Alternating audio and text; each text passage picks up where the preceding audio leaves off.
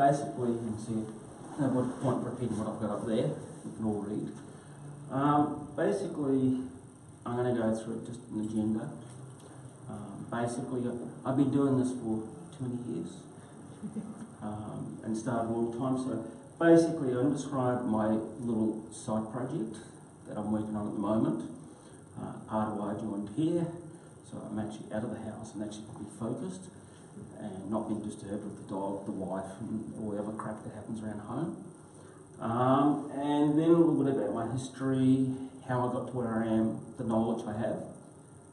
And then I'm going to talk about some of the experiences I've had, like dealing with Silicon Valley, dealing with teams, outsourcing, and all the pains and love of building startups in a world where nobody else has done it before.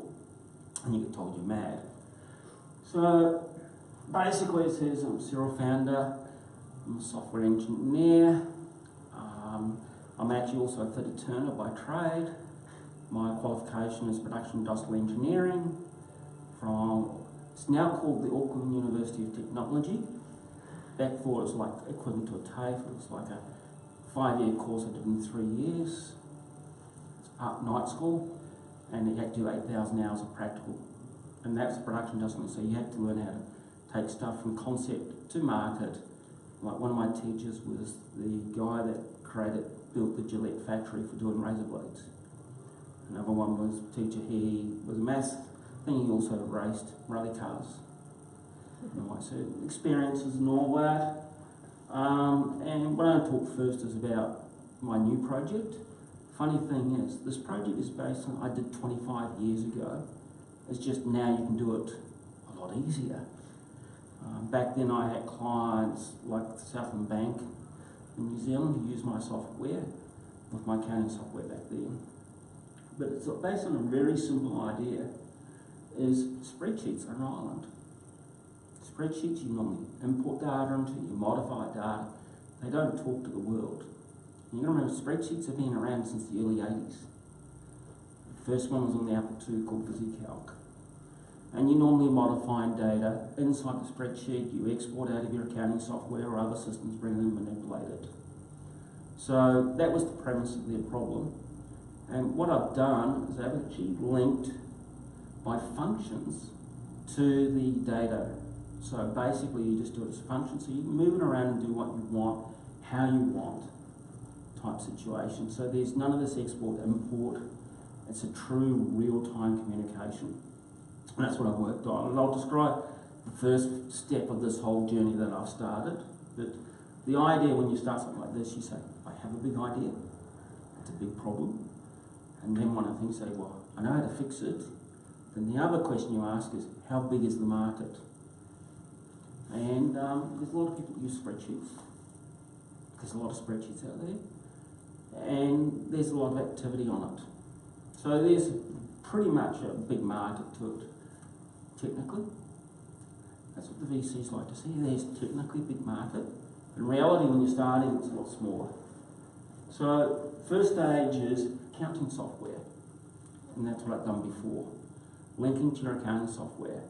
Now, just picking the 4 major players in the market, Xero, QuickBooks, there's about 7 to 8 million businesses that use those products. And give the growth rate of Xero. Xero 1 year ago was 1 million businesses. They're now 1.4 million businesses. So it's 1.4 million businesses are now on Xero, where last year it was only 1 million. So they're growing at a 40% growth rate per annum. And you've got a few there. You've got MYOB, which has been around forever, trying to go cloud. They're about 600,000, but they've got about 1.2 million customers. So they're working flat out. And QuickBooks is a couple of million and growing fast type thing. And to manipulate your accounting data is painful. You've got to log into your accounting software, you've got to work with it and all that type thing. So what I did, whenever you do this, you do a proof of concept first, how to link to it. So you really focus down on one market. So I picked Google Sheets, which is 100% cloud-based. Uses JavaScript, got all the functionality, and I linked to Xero accounting. The addressable market, when you get down to it, is actually only 1,400 companies I can actually sell this to in the proof of concept. because you take down market size, only 10% of the market use Google Sheets. Early adopters know what, you're not going to get everybody up there. So you end up with a nice small number, which I've got to find. I went out and talked to a number of people. I've been this before and tested and built it. And basically for an accountant, you just go equal, GL balance, the account code and the month. There's the figure.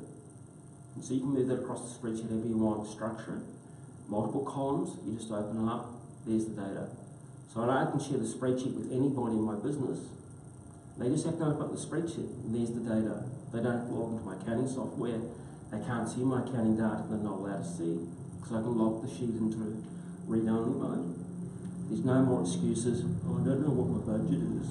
I don't know whether I'm on target to KPIs. But also, with this data, you can actually then integrate with other information. Like, when I did 25 years, one of my clients was TV3 in New Zealand. They did a weekly TV. They do Shortland Street, which is like Neighbours here. They had a spreadsheet that was linked to my accounting software back then. They opened up every week and even took into account the amount of hours of daylight per day they could film and what the weather was to calculate the profitability. So they could do proper profitability analysis in the spreadsheet, which you can't do in an accounting software package, because that's not what accounting software is about. And with that, they could forecast the profitability of each episode. They weren't, so you can see how fine control, because TV is a 70-year-old industry. It works on margins of that thin. And they have a lot of data. So they were able to do detailed analysis how the show is working, where to trim costs or manage costs or do things type thing. And I've already got one of my customers using this. He's actually linked his Google Sheets to 5 companies.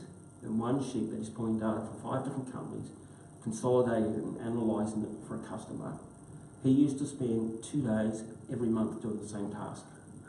And he's an accountant. He says it's the most boring batshit work I have to do.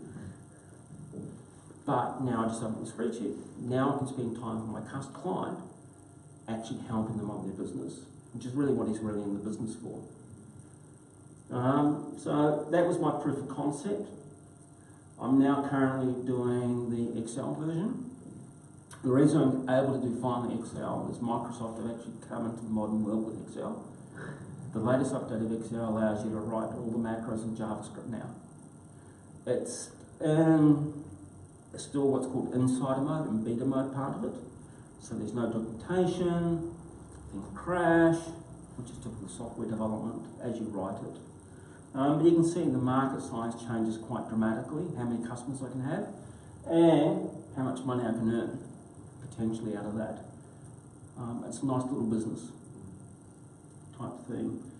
So I'll give you where I am and what I'm up to now. Like, I started this, would you believe, only March this year, this project. I'm only part-time on it. It's not full-time. I actually do a little bit of other consulting work and I'm taking time off type thing. But you can see, but basically I went through, interviewed customers first, tested the idea, proved it, followed a pretty logical process and be willing to change as I'm going through, keeping it very controlled and managed.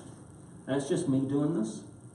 I've done Facebook ads, Google's ads to generate, to see how many people will show interest to come in, to give me a size of market, how can I access my market. One of the things I learned is 90% of small businesses have a Facebook page now, business page. So you can advertise through them to that and capture those people. And one of the things with Facebook ads, you can actually specify early technology adopters as one of the search parameters for your adverts. So it allowed me to pull in people, and that's one of the things when you're doing the start of this, distribution. How do you get it? But I have accountants that are interested. And one of the things I'm already approved with Xero, I just got to get a certain number of customers, and then you go on the marketplace and you get their market, so you're then leveraging off a partnership with them, and then you'll do the same with QuickBooks and all the others as well. So basically, once I link to all 4 of those type thing, and this is only stage 1 of this whole project, basically you can see 70 million, 90% of those running Excel, early adopter, potentially total market size 630,000 businesses. So that's $15 million revenue per month. Revenue per month on 10%. This is top-down modelling, as they call them, which VC's like, which technically says if you go 15 million monthly recurring revenue, you're worth about $1 billion valuation. It's quite a simple formula. Normally you take between 5 and 7 times your annualised recurring revenue to calculate out your valuation. So Peter, just to clarify, is this the Australian market only? No, global. Global, yeah. Anything you're doing like this, you must be global. Australia's just too small a market. And I come from New Zealand, which is even smaller, so you always think global from day one. Biggest problem with Australia, Australia's big enough to actually do your business here and survive. So you really need to think about the whole activity. Type thing. So you've got to think about that whole activity. And that's one of the traps that people have developed here in Australia. You think Australia's big enough. And you can actually make a living quite nicely out of Australian business. But to go global, you have to start thinking global from day one, but act locally first. And I'll talk about some of the stories I've been through to get to this. So basically, what I do is talk a bit about myself and what I've done and everything else that's gone on with that. That was my first programming job. Programming a CNC lathe, machining, and I did that in 1977. I was 17. My dad bought the 4th machine into New Zealand, and he was a jobbing shop. We had like 6 or 7 staff, and he made a decision. If he wanted to grow the business bigger, he had the choice of going to 20 staff type thing because of the overheads. You needed more people to cover the overheads of people, managing people and stuff like that, or spend a lot of money and buy one of these. 2 years later, he bought a second one. I was programming that every day. Just left high school, had to go to uni. That year, I was only 17. And you program, would you believe, on paper tape. That thick, 8 dots per line. Program it, make a mistake, redo it. And if you make an error on those things, you miss a 0, you're going from 300 mils to 30 mils with 20 kilowatts of power behind it. You make a mistake, it's dangerous. People have nearly been killed. I heard a story like in the Navy, they got one, they made a mistake. It lifted this turret back here, one of those, broke 24 high tensile bolts, lifted it through the top of the warehouse and dropped it down beside the guy. About half a tonne or so of solid metal. I've had where one of my engineers was basically, he made a mistake of 1 millimetre on stuff. We span a piece of aluminium. It was that square spinning 2200 RPM out of the chuck. It turned the turret. But the Japanese company sent down the replacements within 3 days. And this is in the late 70s. So that was my first experience of real programming. And it's a language called G-code, which is still used today for programming these machines. My dad just bought a machine 2 years ago with all the CAD/CAM stuff on it, and it's still G-code underneath it. So the language for programming these hasn't changed. So I learned the core language. And that was some of the stuff we've machined. My dad makes these now. The swivels here. So on those, you'll see those. Those two then turn. All milk tanks in New Zealand must have our swivels. So that's my first commercial product that we worked on. And that's still in production, those type of things today. My dad has a nice little engineering business, and he's in his early 80s, just starting to retire type thing. And he has his own story about what he's been through, which has given me, it's great to be able to refer to your dad and say, well, he went through these pains of building a business type thing, because I grew up in this whole environment. My first commercial software was on the Apple II, would you believe? Writing software to get all the calculations for machining. So that was in the early 80s. My wife and I wrote on that. Did that have a hard drive, or was it just two floppy drives? hard drives weren't existed then. My very first one actually used a cassette tape for storing your stuff when I played with it originally. So my parents bought that for me, and then Olivetti asked me to write the CAD/CAM software to run the Apple lease in '83. And the Apple lease is pre-Macintosh. That's the graphical interface that the Macintosh had. So I was writing on that in '83. Sitting in my house with a $40,000 computer, because they were expensive back then. And that's actually, yeah, it's pretty close to one I had. Then I actually created my first business, which is an accounting software company.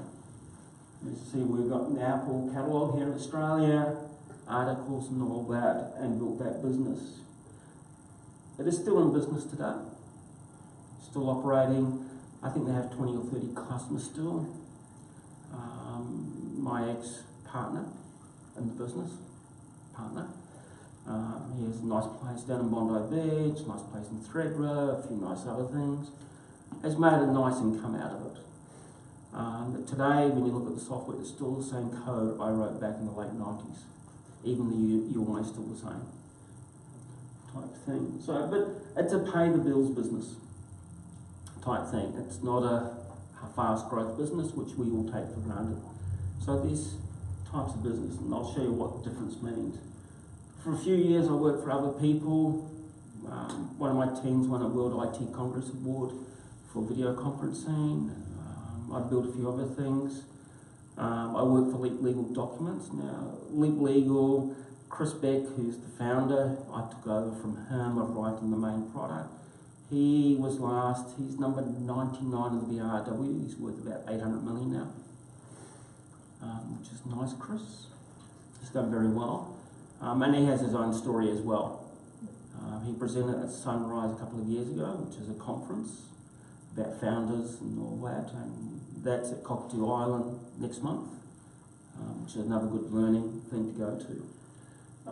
So I built a few things, learnt lots, wireless ISP stuff, a few other bits and pieces I can't talk about I've built, and all the rest. It's one of the things you run an R&D division for a corporate for a little while and work on other things. And then I left that and started a new business called iPower. I thought I was going to have a break, and I got pulled into this. Read this prospectus, and I found one line of this prospectus was actually the real idea of the product. It's a big idea. It grew and grew. Originally it was for the political market, until we learned politicians actually don't want to hear from the constituencies. They want to tell you what they think. We then pivoted to TV type thing, and that's where it got to 100 million valuation. It's a story in itself. So what is it exactly, Peter? It's basically a real-time TV engagement. So here's one of the events we did in Dallas, in the Parkway fight. As they were finding people on their phone, were saying who was winning the fight in real time, and we're putting up on the TV screen in real time as you're active. Now you would have seen this here. It's been on TV for the last 6 years as part of the cricket. So I'll just play the video. I'll just turn the sound on. Just put the sound up. Just also the same as, I can remember maybe a decade ago there was a thing called The Worm on TV. Yeah, I did. Yeah, We did The Worm. Yeah, okay. Yeah. We did The Worm on Channel 7 Yeah. a couple of elections ago. They won't do it anymore. Yeah. We had 25,000 people in real time engaged in that. Yeah. iPower did that recently for the elections in the US. They had to guarantee 1 million votes a second on that. And we've done a couple of events in 2011 on AWS where we did 65,000 votes a second. But I'll play a little video. Yep.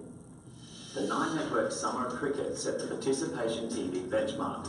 Beginning as the Vodafone viewers' verdict, the now CommBank viewers' verdict has achieved 12% viewer participation with a peak of 23%. Let's get the CommBank viewers' verdict on this. Third reckon it was out, 2/3 not out. Batchim is getting a big response, 44%. It's moving because it's live. Guavala 21. Get him on the step ladder.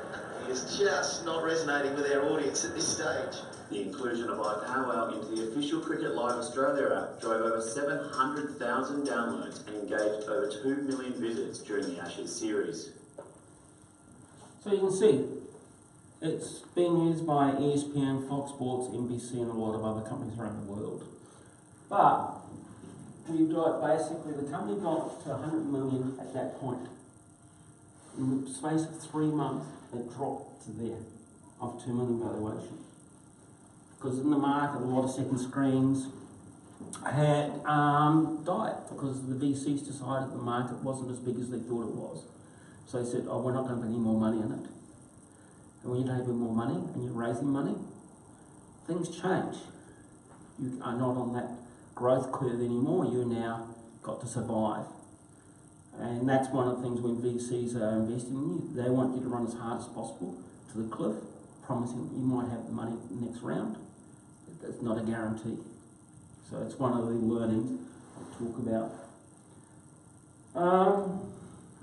So we it got reborn. It's now a business, it makes good money, doing all right. I have no interest or involvement in it anymore, no shares, no nothing, because it went through full bankruptcy in the US, because we flipped it to the States, well, to Canada, and basically the VCs over there wrote off $18 million just like that and took it off their books.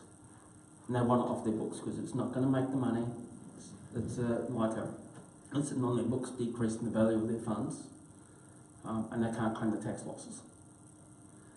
So the clients that iPower has, you can see it's quite a name, a lot of name brands, and they're actually moving to blockchain now for advertising type things. So there's some interesting things the guys are playing with, but we'll see how it goes. But it's only a small number of its clients that they've built. So just because you move to scalable business, it doesn't mean that you don't have a good business. And it's one of the things I'll talk about. You remember, staff don't care about the valuation. They've got to pay the mortgage, they've got to feed the kids, and everything else. That's what they care about.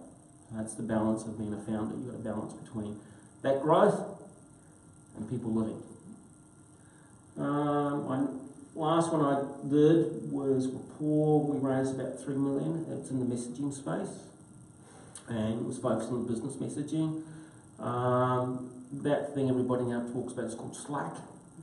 We were just entering the space when Slack suddenly appeared. But we took a different direction. We were for the people who don't sit in front of computers. So we're not for people in front of computers. And that's what we built. Very simple product. Actually took the best of email and messaging and combined them together type thing. But it failed. That's the whole problem with startups, is we couldn't raise our next round of money. And that was more to do not with the product. We had one of the big corporates, banks, who wanted to have them be able to talk to merchants and merchant staff who was backing us. They changed direction. And then we couldn't raise any more money. And also I had an ex-co-founder, which is another story in its own right. Basically then, basis is we liquidated the company. And that's basically when it was like, I had enough. I moved here. Stress out, take time off and recover. And now I'm building my own product now. As I see it only needs me. I know the engineering, I know legal, I know accounting, I know marketing, I know all that. But that's part of the other reason to join a co-working space. Is I get to be with other people, network, be able to do things like this. And because to build software companies, it's all about people. It's not about the idea, it's about people and execution. The idea is just a seed, but a seed doesn't grow unless you water it properly. So my learnings is, the first thing being an entrepreneur. So the first thing is basically, you've got to be a guru of what you do, at the idea, whatever part you do, you've got to be the absolute expert.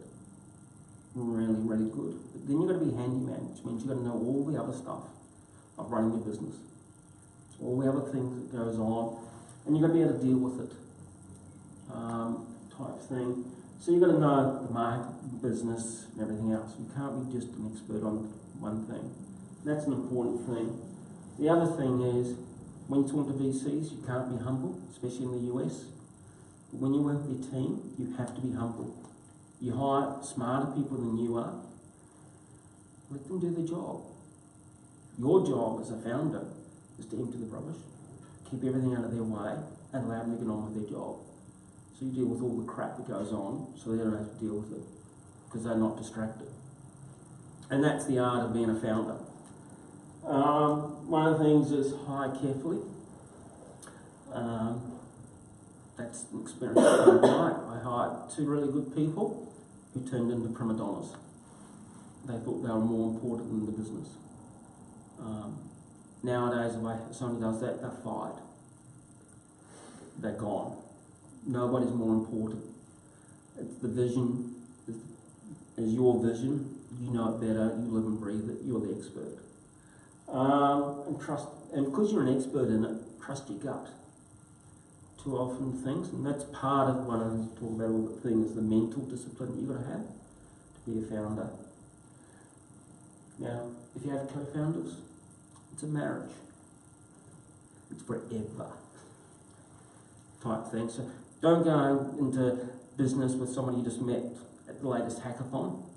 Go out, get to know each other, get to know their friends, get to know your friends, ask your friends what they think about them, because your friends will see them better than you do. You'll be in a bubble with them. Make sure you have a proper vesting agreement over time. So many people go, oh no, it's going to be great. No, it's not. Shit's going to happen. Life's going to change for them.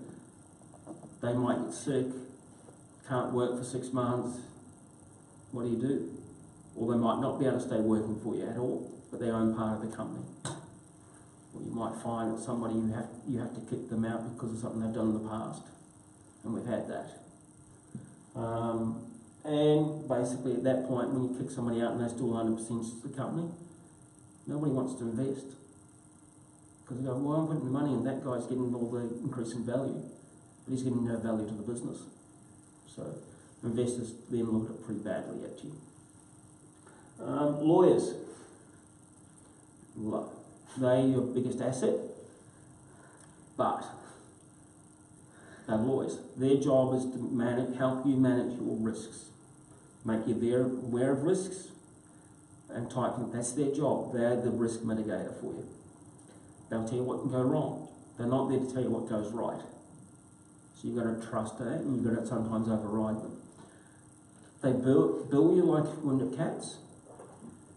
Don't let the bill get too big, because it becomes a bull type thing. Quite often, the lawyer ends up being your biggest creditor type thing. And that means when you go to raise money, they go, oh yeah, we might turn that into equity.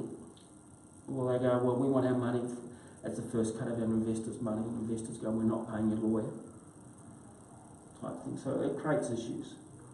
Investors. Okay, if you're going to raise money from somebody else, deliver. That's all I can say. You promise, you deliver. You're spending your Scottish grandmother's money. Have you ever dealt with Scottish grandmothers? They want to know, what did you spend that 1 cent on? They want to know everything. If you turn up a nice new car, that's one of the stories I heard out of China, and this is nice rolls, turned up, picked up the investor. The investor goes, whose car is this? Oh, it's my car. He goes, no, it's not. It's my car. What do you mean? Well, I put the money in. Where did the money come from? Guess what? That founder was no longer with the business 3 months later. So remember, you're spending their money. And if it's an angel investor, you're spending their post-tax money, which is even more valuable to them. And that's another story in its own right. Type thing. And they want you to go hard, because they want you to reach this. There's only a 3.2% chance of reaching that type thing.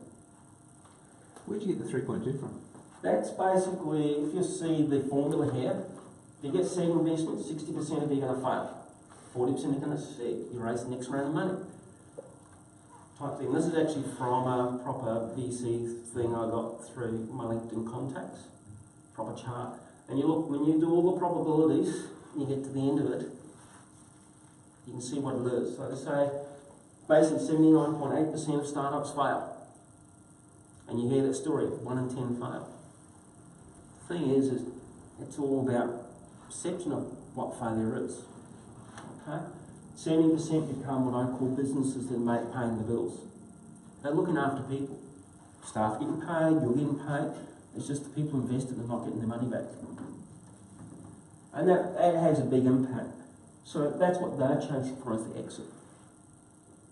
So they're going to make you go hard. Now, if you're a VC, if you only got 3% of your investors going to do that, and you've got to give it, and you're a bank, because that's what a VC is, they're a bank.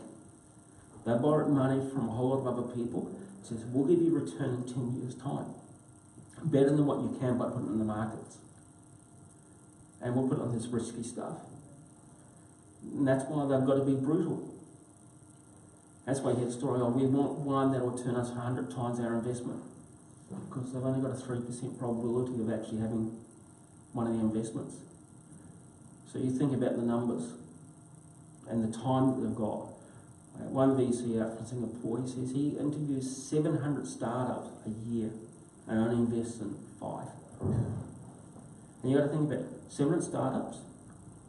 He says 2 weeks of every month is seen as current portfolio.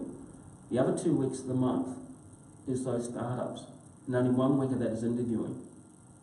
So you think he's got basically 40 weeks a year interviewing 700 startups.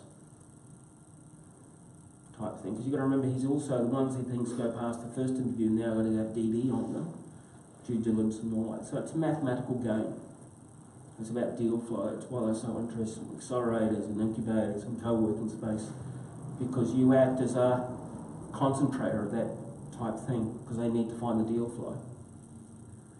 For you have to be very self-aware what you're doing. It's a roller coaster, and I mean a roller coaster. Mark Schuster, who's a VC out of LA, writes some really good blogs and talks about the roller coaster of being a VC. And of a founder. And the biggest problem is you're doing something other people aren't doing. And you're actually building the roller coaster as you're going. Type thing. And you got highs and lows. Like, I was lucky a few years ago, we had a group of Milan University students that come out through university, our company, and they asking about it, and I says, it's fun. It's scary, it's fun. And I said, well, they asked, what do you know? I said, well, with iPower, I've been to 3 UFC fights and been on backstage. I did the American Music Awards, where Black Eyed Peas was mostly sitting over there. Saw Pink practicing, saw Taylor Swift, was sitting there, my co-founder's filming it. And the reversal, and the security guard walks in and says, what are you doing? Camera, erase that. Didn't tell me that you'd already had another memory chip as well from the night before. Did the Parker thing, boxing. We did the Miss USA in Vegas. I was sitting in the container doing the stuff for that. Everybody goes, oh, that was great. And I go, no, it's not. It's hard work. And then the team went and we did Miss Universe in Brazil, which is where we did 65,000 votes thing. So as a startup founder, you get to do things normal people don't get to do, which is the fun of it. But it is a scary role.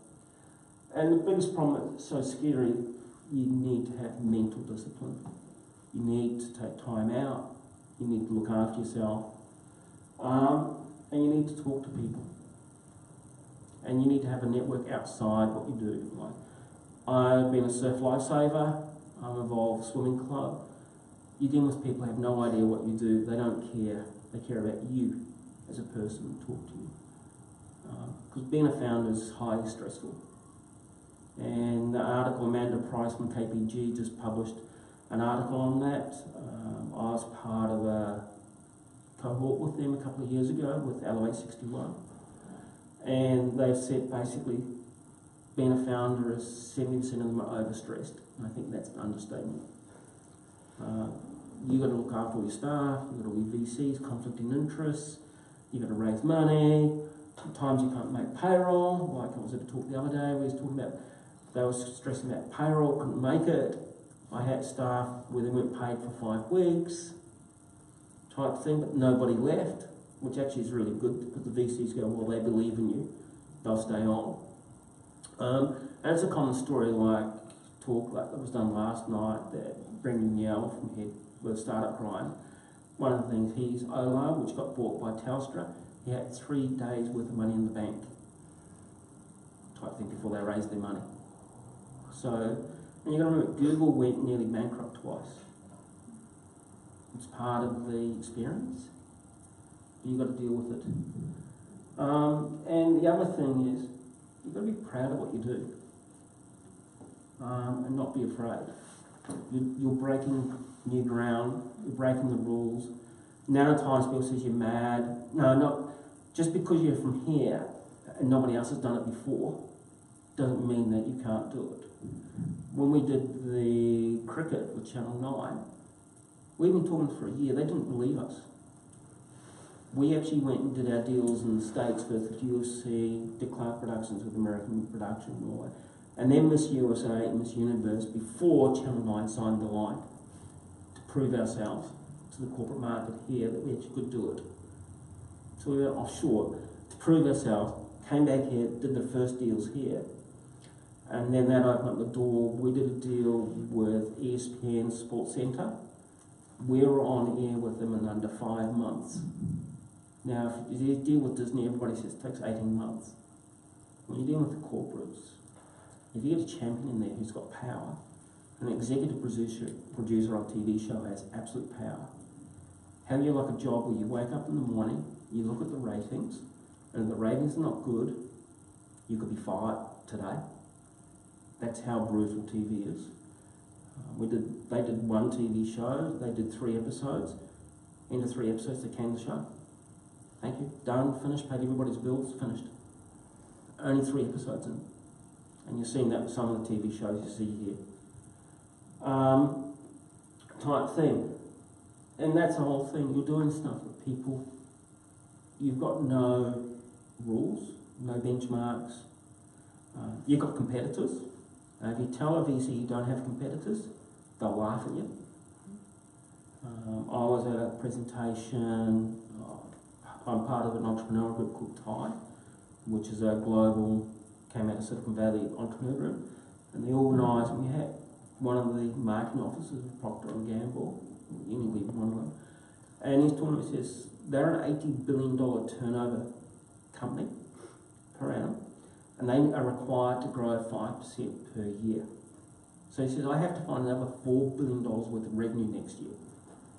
He says, I can't go and steal it from my competitors, Unilever and all that, because I'll just steal it back the year after. So what we need to do is find new product, new market, and even when we go into the new market, we make sure we bring our competitors so they can pay part of the marketing costs. Because we go and do it ourselves, they'll come in next year and still have a half of the market, because you can never have 100% market share.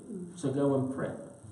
And the other thing is, your competitors have already done a lot of market research for you. Read it, dig through it. And also, it's great when you're talking to VC. So, well, our competitor, he's doing that, he's doing it really well. He's just raised 25 million. Okay, well, the VC's done the due diligence and marketing, but that amount, okay, how much do you need? And that's one of the other things people get cracked into, is thinking, I don't want a competitor. And that's very much the Australian small market mentality. You've got to remember, in America, there is 18 competitors, but the market's so big, at times you'll work with those competitors to actually close a deal because you're slightly different type thing. And you've got to remember, you've got to cover it. And when you go global, it's even harder. That's why Atlassian, they have partnerships. Their partners help them do business around the world. They don't have a sales team, as per se, but they have partners. That's their sales team type thing. And their team is looking after those partners full time. So, because one of my staff, she was head of global operation, I think, at Atlassian, and she was ex-Apple as well, which is my last business, and learned a lot from her as well. So, things. But so it gives you a feel for, you're doing things that other people haven't done, but there's so much to learn. But as I say, fundamentally, the fundamentals of business are still the same. You still got to do your accountings, still got to do the legals, still got to deal with VCs, still got to deal with people who want to rip you off, type thing. And everything, you'll get multiple people say, oh, I think you should do it this way. You get massive conflicting advice, type thing. But you're the founder who live and breathe your product and your business. Take all those in, throw it all up, mix it up, and pick out what you think is right. Just because they think it's right doesn't mean it's right for your business. You know what you're dealing with. And it's so important. Questions? You mentioned at the start that you go about hiring people smarter than you. Yeah. How do you go about finding that sort of talent? Networking, talking to people. It's one of the things you've got to be, is you can't be an introvert. Do you develop a skill at profiling people when you No. come into contact? No? Just be yourself. The whole thing is... Well, I'm sorry, I meant by talking to someone and getting to know them, like drinking, like you suggested, then you become confident in their talent. Well, I actually, when I do formal interviewing, basically I run a 3-stage process. I was lucky, when I went in the corporate world, I wrote some software for HR recruitment company.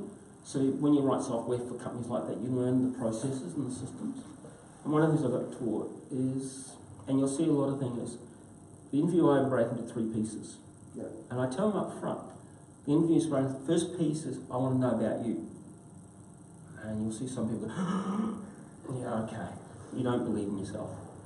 Next part is, I want to know about what you've done in your history, work history. Because I've got your resume, and I've got your skills and all that. And the last part, if you get to the next stage, is you've got to meet the team. And the first stage says, tell me about you, but there's 3 things I'm looking for. Ethics, integrity, and get stuff done.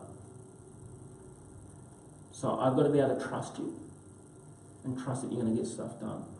And there's certain words people use. I was lucky, like my co-founder with iPower, he'd been an actor, child actor, he'd been a business coach, and he taught me, you listen to the words they say.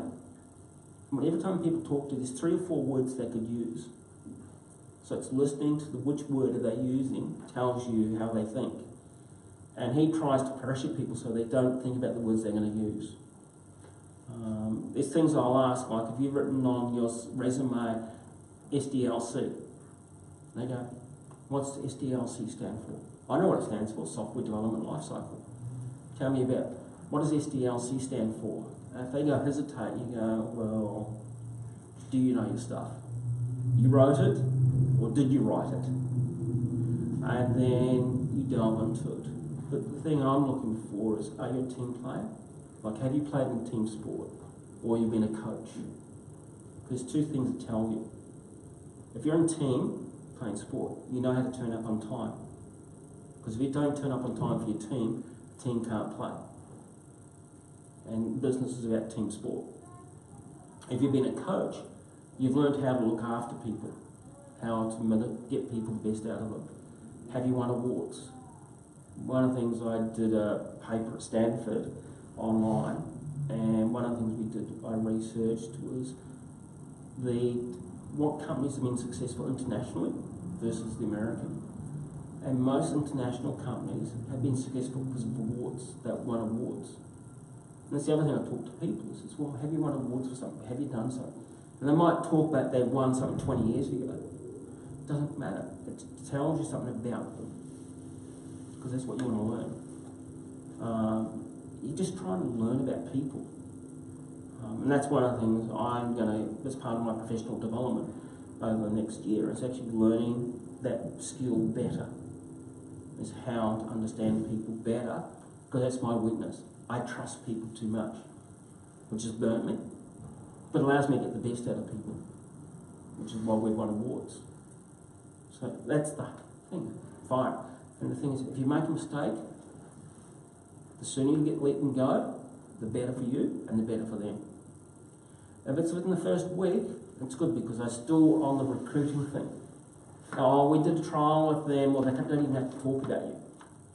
They can move on. But if it's 3 months, if you do the 3 months probation, and you'll find that if you made a gut decision that first week, at the end of 3 months, you're still going to get rid of them. I learned that at one of the companies I worked at.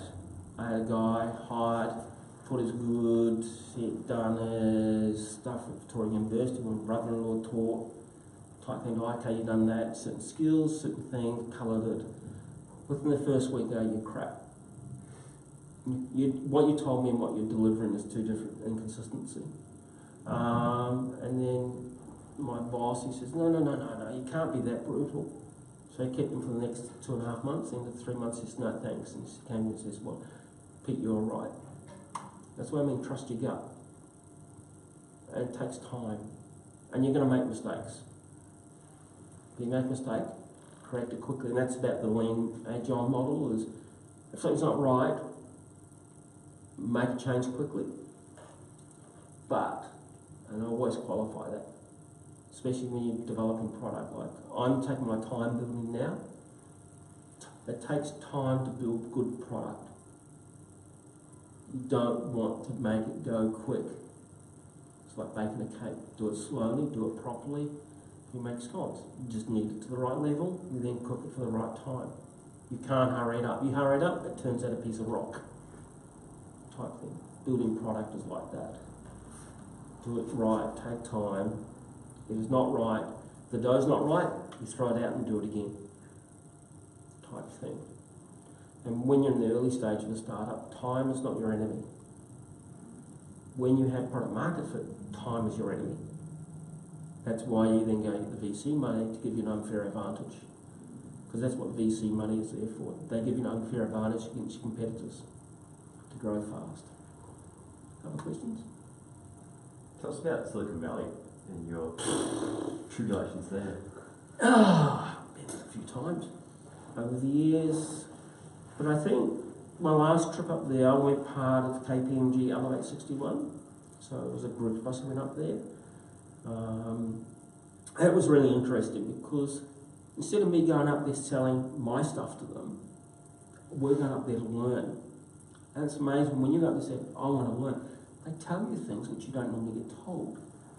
And I think the best advice I remember from that, Bill Reich, he's Guy Kawasaki's VC co-founder of Garage Ventures, and he's talking to him. He says, the biggest problem with Australians, and I'm a Kiwi, so I actually have the same problem, it's an English issue, is there's two issues you have. Your attitude towards pride. You're about being humble, prideful, because that's part of the English culture. America's about Tarzan, chair, big chest. That's why Americans do that. The second thing he said was freedom. You're about freedom is about being fair, win-win. Freedom to us is, I'm free to screw you, type thing. And that's a very different mentality, just because, type thing, because you remember the VC, Silicon Valley and all, those VCs are interviewing 700 of you guys every year, analysing, it's their job to look at you, analyse and make a decision. And they do it in 2 seconds. That's their job. It's not your job. Your job is your product. Trying to present yourself. They also know when you're in the rough diamond stage. They can see through it. But the Valley is very much, it's about a network, talking to people. The Valley itself is, well, it's a different world. I would never live there. It's not a nice place to live. If you're inside Facebook or Google's campus, it's nice. Go outside it? No. I heard a talk a couple of months ago down at the Sydney entrepreneurs place at the University, Sydney School of Entrepreneurship. Yeah, and one of their students actually done a internship with WhatsApp, and he's talking about that, and he says, got that, and the process to get the internship with there was like, to get inside those companies, it's extreme. He says, I had 3 interviews, Skype interviews, and he says, here's the code, write. He had to write during the interview, code type thing. One of them is writing code, and his computer froze. That was it. Interview over. Done. Finished. Bye. Next. It's brutal. You're dealing... Silicon Valley is... Everybody's going there. So the best of the best. It's hyper competitive. Like guys from Nitro talked about why they're in Austin, Texas instead of Silicon Valley, they're engineers. Because they hired one guy, paying really top dollar. He came in the day at the start and said, sorry, I'm going to work for you down this company, down there. I go, what do you mean? Oh, I've just been paid a sign-on bonus. The sign-on bonus was like, type thing. But, you remember, that's only the top 1%.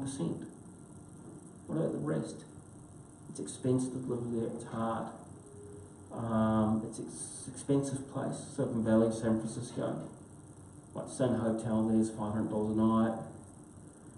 Everything's expensive. It's more expensive living there than living in Bondi, where I used to live, to rent. And you don't earn the same money. And your medical costs are like... I had staff in the States. What I paid monthly in their medical fee was equivalent to our yearly medical insurance here. Type thing. But I had to pay it because it's part of what they want. They'd rather take a pay cut and get medical insurance. Type thing. My development team in the States was in North Carolina, of all places. That's where Fox Sports is.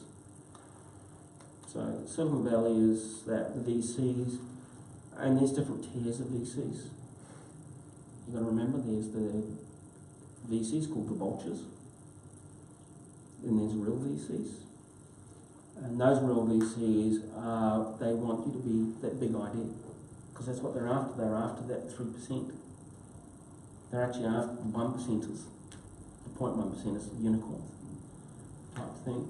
And the VCs here are good, like Entry, Blackbird, and all that. They really are good VCs. They help. They organise events, everything else. And there's a lot of events to learn. There's a lot of good online material. Y Combinator has good stuff. Paul Graham has good stuff. Essays you can read. I run a boilerplate. Each staff member costs you $15,000 a month. Doesn't matter what that's the total for the whole business. So if you've got 5 people at $75 grand a month burn rate, you're going to have. And it's going to take 18 months to get it right. I think so you need $1 million. So that's the things you've got to remember. It's not an easy thing. It's just a lot of it. You can just go simple numbers, simple figures, simple ideas. Like you see my pitch. Spreadsheets are an island. Everybody gets that problem, especially people that use spreadsheets. You've got to bring it down into simple terms. If you remember, you sell into a VC, you've got 2 minutes. Can you pitch your idea in 2 minutes? I think I could give a show if I was prepared. Yeah. Well, Bill Wright gave us a good pitch. It's 30 seconds. You're not selling your product, you're selling the emotion of your idea. You don't sell your product, you sell the emotion of the idea and what it means to somebody. Type thing like, to an accountant, means every time you open the spreadsheet, the data is right, it's current. You can trust your decisions. If you're an accountant or business owner, it means I open that data. And what I'm seeing there is current and real and valid. I can make valid decisions on that data now. Not what was done 2 days ago, which is out of date. That's an emotional connection. How powerful that is. It's like my power. Our simple thing is, you will be heard. It's a simple idea, you will be heard. You're voting in real time, it's anonymous. No fear, everything. Modern Family, we did that with Facebook, you've got prizes and all that. But you could be heard. That's an emotional connection. And that's what people buy your product on. It's not dollars and numbers. It's what is it going to do for somebody? And that's what a VC wants to hear. Why would somebody buy your product? Why would they buy into your vision? And we don't buy into visions or ideas on dollars and cents. Otherwise, we'd all be wearing the same black turtleneck, black jeans, black this, black that, because we don't have to wash it as often. Can't see the marks, can't wear a single spilt the coffee, things like that. That's the old story. Like people used to moan about, like obviously in the meeting, the thing that I'm the guy in the back, listening to everybody, and everybody's a specialist. My strength is actually taking every little piece of you and putting it all together to create something that nobody's thought of. And they always turn to me and so we discuss, what do you think, Pete? And I says, well, you talk about this, that, this, and that, and that. Let's put that all patterned together. And he says, I'll go at the whiteboard and go, yeah. What do you think? Because none of them could think of it. My strength is the ability to see patterns and put them together. And it's not just pieces of tech, it's people, ideas, thoughts, abstract, and actually jump the chasm in thinking and believe in yourself. Like, you can hear I'm passionate about things, I don't hold back. I'm loud. When I talk about things, when I get involved in things, I drive hard. Which is why I've moved to Stockton to help manage that type thing, because I am a person like that. I will push hard, I will drive hard. And that's something that's part of it. That's you as a founder. You've got to have that passion, because that passion then exudes into your team and then lifts the team. So, and that's part of where you come back to that mental thing and having other people to help you, because that passion takes lots of energy. And it drains you. You've got to have other people to help you. You can't take their energy and put it back into you. You've got to rebuild it yourself every time. So you've got to be self-perpetuating your energy levels. And that only comes from belief, trust, and the people around you. When somebody screws you over, it takes a lot out of you. And it's people. And it's like when I look at P&Ls for startups, and they look at them and say, okay, how many people you got? Okay, what's your people cost? And I go out and says, and it has to be around 75 to 80%. 20% is the shit of running the business. The other 80% is actually paying those people. And if it's not right, like 60%, 40% this way, and I go, well, no, your business is wrong. When they go 90%, 10%, I says, no, you're fudging the numbers. See what I mean? There's so many rules of business that are obvious, but because it's not your business to be a businessman, you miss those. I'm like this. I've done accounting software, I've done legal software, I've done this for a long time. I've had a lot of good mentors over the years, and I've mentored others. And when I'm mentoring, I actually learn more. It's a funny thing. As a mentor, you learn more because you're now talking to more people. And the whole thing. The only thing I get pestered with is people come and say, oh, you're a technical founder, aren't you? Can you be my technical co-founder? No. We might have to wrap it up there. Yeah, so we're I getting think past 9 o'clock. 9 o'clock. But thank you so much, Peter. That was fantastic.